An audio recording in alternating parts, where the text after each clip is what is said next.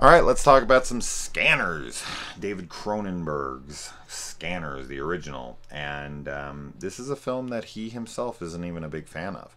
He thinks that there was like studio interference, or, he was rushed on the production. He was going ahead on scripts that he wasn't even like fond of, and he would never work like this again or something. And I feel like that shows. I feel like of the Cronenberg films I've seen, while this has iconic moments within it, of course, the head explosion probably being the most iconic, and the performance for Michael Ironside as Revok, these are very good qualities of the film. The Cronenberg style is very much on display here. His directing style is stamped right over the film, as one would expect with him doing this during his heyday. So that is all good. As far as like the story, the captivation of it and all that, it isn't really fully there for me personally. So while I was watching this, I was actually kind of taken by how much I wasn't really into it. I liked it. But for a Cronenberg film, I should be way more engaged than I am. But it's still a good film. It just would have needed some rewrites that Cronenberg himself would have loved to have given this film. But let's talk about the film. So, this guy Cameron is walking around the mall, and he sees this woman who's trash talking the fuck out of him, just blitzing this guy with insults and just sticking her nose up at this guy, which I almost have to believe he's like making this shit up. Like, she just seems so focused on this guy for no reason, but it's probably true. It's just crazy to me that people would be that judgmental. But she's just trashing him, which ends up almost getting her life taken from her. Be careful who you're trash talking, because they might just be a scanner. So they stop him. He's captured. He's brought in, and he's told about the scanners, the scanner program, and he's let in on the fun that he's been dealing with. And he hasn't been having much fun. And then there's a guy who's actually trying to demonstrate his scanning power to the masses. He's actually out there and he's promoting this.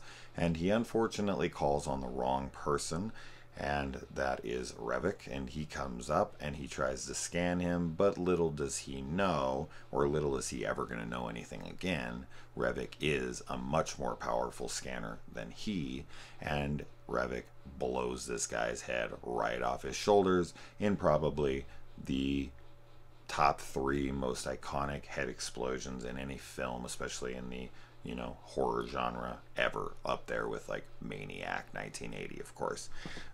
But man, this head explosion is phenomenal. Love it, of course, just like anybody who's into this kind of shit.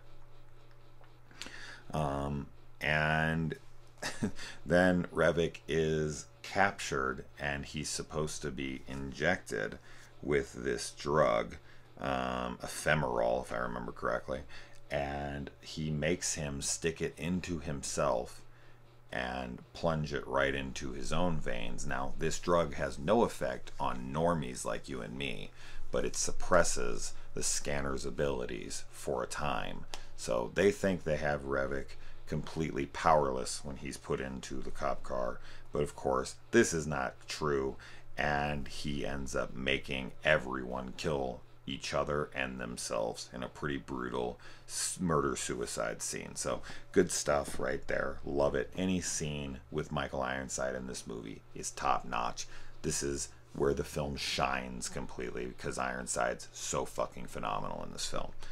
Might be his best role he's ever had. Up there with like Total Recall. He's just fucking awesome. He's just awesome, and he's just so great in this. And then there's this one doctor who is hiring Cameron to essentially become a scanner cop, essentially, which is of course what this gets spun off into with Scanner Cop 1 and 2, which I will be covering as well with this franchise review of the 5 films, the 3 Scanner films, and then the 2 Scanner Cop films, which were spin-offs of this franchise. For all of those of you who are like, there's 5 of these? I thought there was only 3. There are 2 spin-offs, so I'm being tricky with that, but most people don't know the Scanner Cop films exist. But they do, and they very much are attached to the Scanner franchise.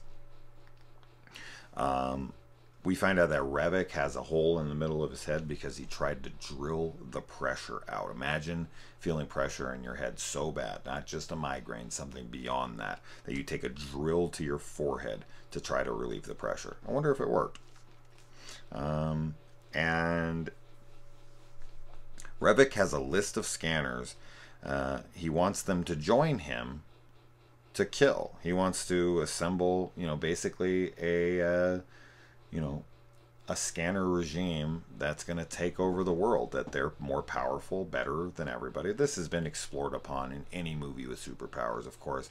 X-Men does this. Magneto thinks that the humans should bow to him, and the mutants, that they're the next evolutionary step in the race, and that they basically need to obliterate or enslave the lesser mortals, which is what happens to people with god complexes, especially if they get superpowers like Revik or Magneto does.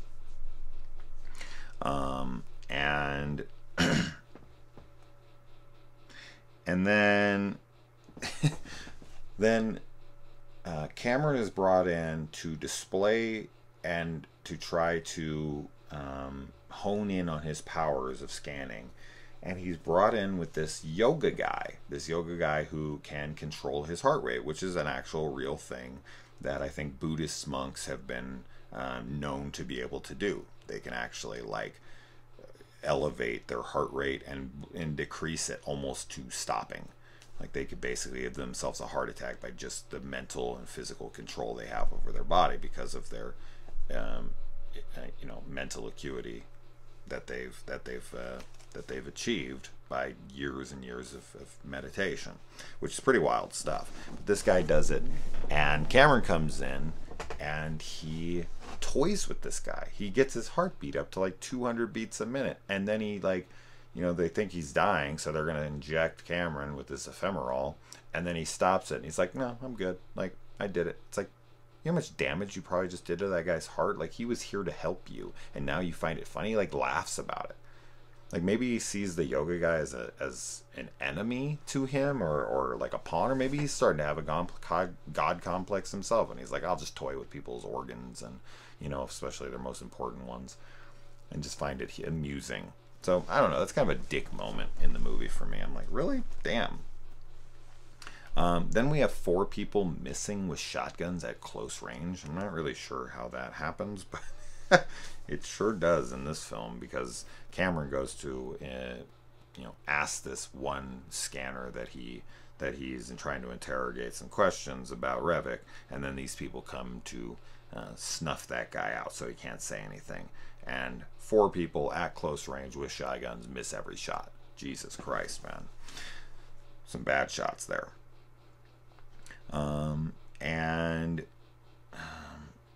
Says the same name 3 times. I watched this movie a week ago, so some of my notes, I'm looking at them. There are other scanners, says they're... Oh! So, I thought this was pretty funny. It ended up making sense, but in the moment, the guy's like, there are other scanners out there. He's like... And he says this woman's name 3 times in a row. And I'm like, there's other scanners, and you're just mentioning this one person's name? What are other scanners' names, please? But it ends up being that she has this commune, essentially, of scanners. But it was just funny to me in the moment. He's like, there's tons of other scanners. There's Darcy and Darcy and Darcy. If that's not her name, I'm sure I wrote it down somewhere. But it was just really funny when he was saying her name over and over again. And then I even wrote down here, $100 says she's hot, and they have a romantic love interest in one another. Of course, that's how it's going to go, right? I have seen this movie before, but it's just been a long time. And of course, I was correct. At least she's hot to him anyway. And of course, they end up having a relationship, and they end up having children. Although he wouldn't have been able to have children with her in his body because he takes over Revik's body in this movie. And so I guess the kids in the next movie that are theirs are actually Revik's and hers biologically, but mentally they're Cameron and whatever this chick's name is. Ruth? No, is that it? Ruth was Daddy? Cameron is new. I don't know. Whatever. Anyways, they can scan together to get kind of like a scanner boost, which is kind of interesting. It's almost like putting your hands out and giving each other a boost, but through scanning. I thought that was cool. That's an exploration of their powers. And the music in the movie is pretty solid. I did quite like that about the film for sure. And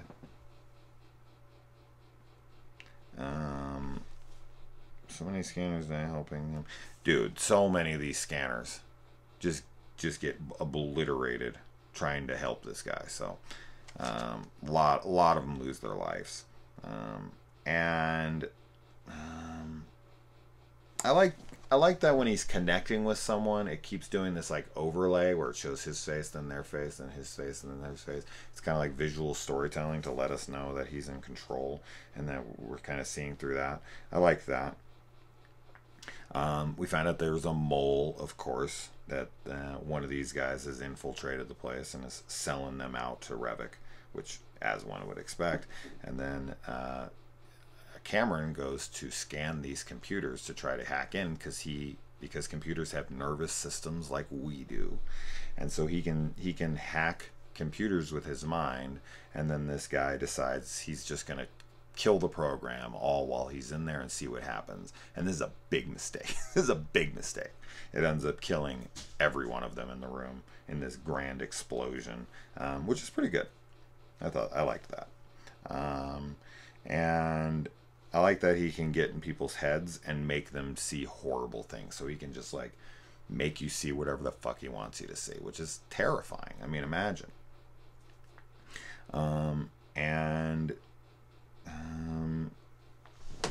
The right program is inaccessible. Try again. Top X. Oh yeah. So right before they shut this program down, the guy tells him the right program is inaccessible, and then he's like, try again, try harder, try something else, this and that. And the guy's like, okay. And this is supposed to be like the head freaking computer guy that they have there. And all he does is he just types in like access ripe, and the computer's like, nope. And he's like, sorry, it's impossible.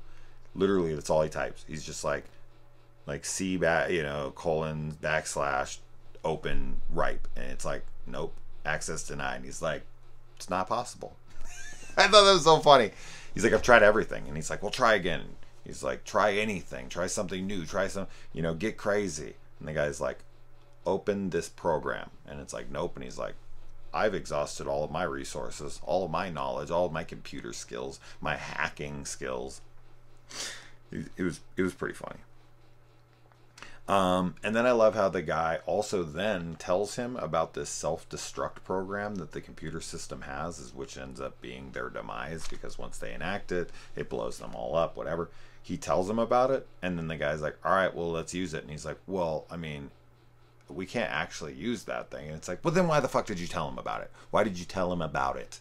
He's like, well, we'll have to get clearance, and they'll probably won't do it, and this and that. And it's like, why mention it then, dumbass? What do you think this guy was going to do? What do you think this guy was going to do with that information?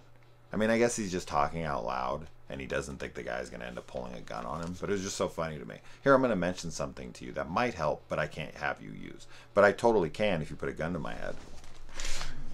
It's just so fucking stupid. That kind of stuff. That's the kind of stuff I'm just like, eh. But that's typical 80s shit right there. That's the stuff that we don't let movies get away with now, but we let movies back then get away with for some reason. And I like how everybody, like, he's like, oh, nothing will happen, and then they just all blow up. That's great. And the self-destruct thing does nothing to Cameron. Nothing. He's fine. So it ended up being all for nothing. And then we find out they're creating scanner babies, which ends up being what the sequel is about. And then we find out Revik and him are brothers. I feel like this is just like overdone. The whole family relation. I'm related to you. We're brothers. You're my father. You're this and that. Oh, God, I hate that they do this kind of shit. But, I guess it kind of makes sense for the story, because a drug was given to a pregnant woman, and the scanners were created. And then we find out Dr. Ruth, that's who Ruth is possibly their dad. I think he is their dad. So the guy who's trying to help him, the doctor who's trying to help him, we find out is actually his father. So there you go. Some more connections lineage-wise, which I'm so over in film. We get the white eye battle here, and their eyes go white when they're in this big scanner battle. And Cameron's eyes end up exploding out of his head, and he's just pouring blood down his face. So our good guy here, you think it's over for him. And then, they die, or so we think. And our lady comes in here to see what happened. And she thinks Cameron has survived. He's got like a sheet over him, or jacket or something. And she takes the jacket off. Can't help but want to say that. Always reminds me of the Blink-182 album, Take Off Your Pants and Jacket. But she takes the jacket off of him. Jacket off. And he is now Revik. Or is he? No, he is. I mean, as far as the sequel's concerned, he's definitely Cameron. But yeah, he's able to possess and stay conscious in his body after his body has expired. So technically he loses, but he also wins. It's like he dies, but he doesn't. That's a weird, flip there. But overall, the film's good, but not something I love. I like the concept. I like some of the execution. But I feel like this could have been explored upon more. But we do get at least it explored upon more in the sequels. So let's get over to Scanners 2 the New Order.